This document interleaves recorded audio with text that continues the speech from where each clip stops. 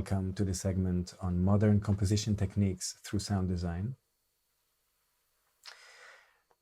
The way I think of sound design is very much in the continuity of composition.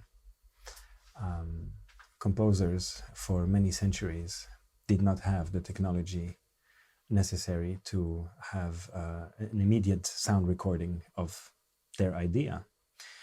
In fact, the only medium to capture the idea was to write it down. And then if you were lucky, you would hear a live performance, and that was about it.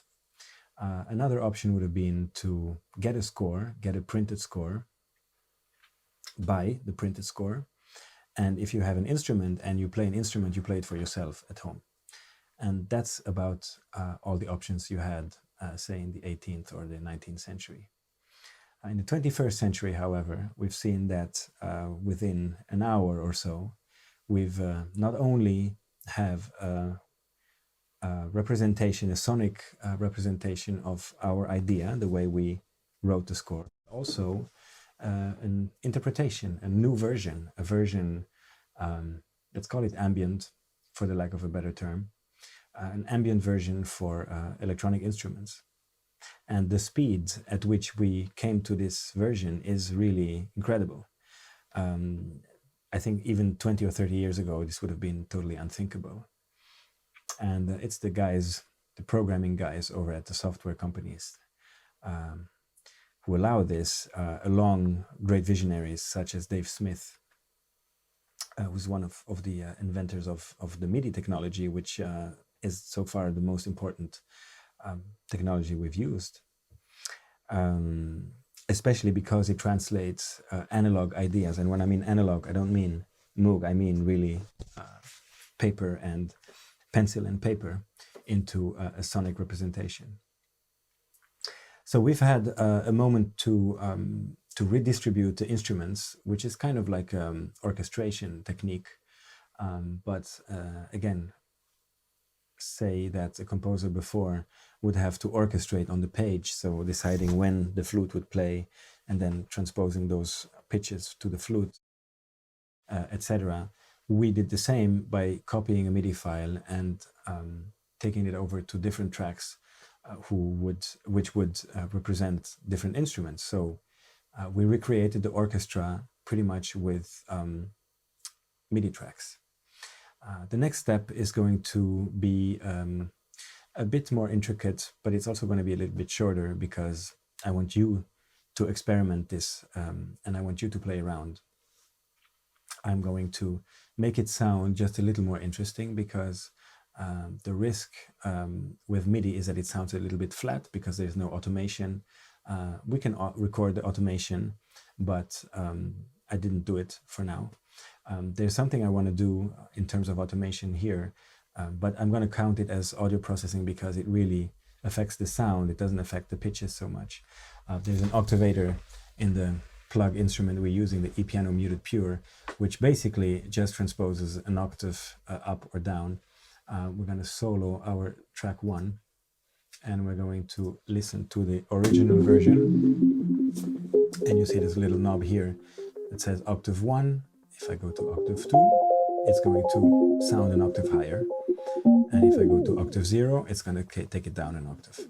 So we want to write this in. We want to have a few changes where the instrument is doing a little jump, a little leap, just for the sake of interest.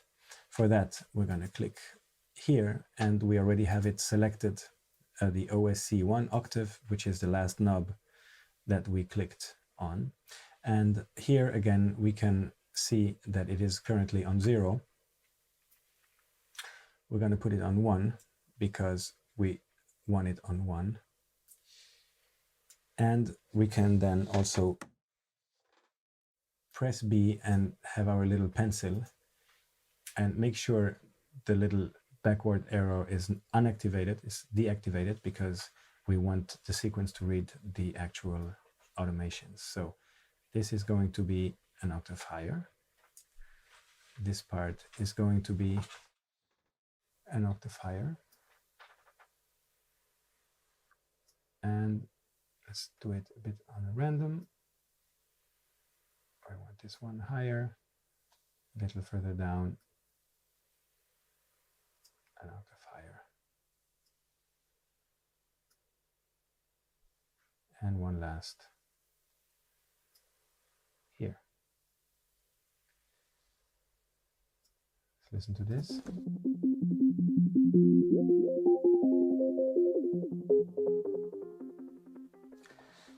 They're kind of little sudden leaps where I think our ears are immediately drawn to, in general, our ears are drawn to high pitches, and sometimes there are pleasant surprises. And I think this is the effect I want to create with these little octave jumps.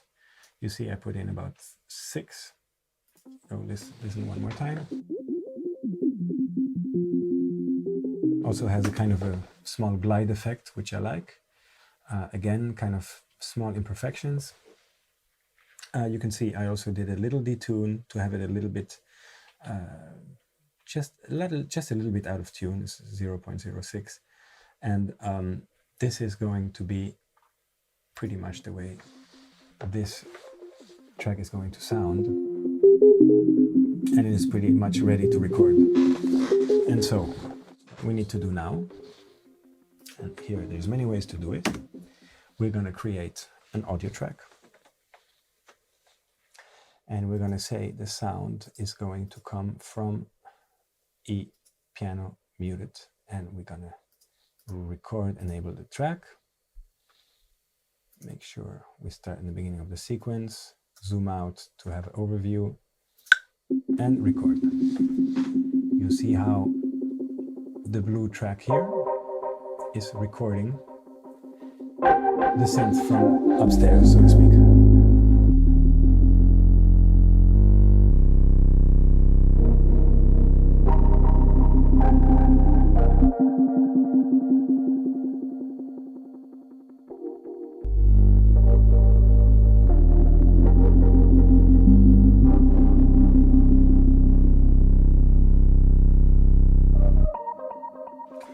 Don't forget that we have this auto filter going here, which explains these shapes, because sometimes the pitches don't sound, but that's what we like about it. We can reduce the amount a little bit.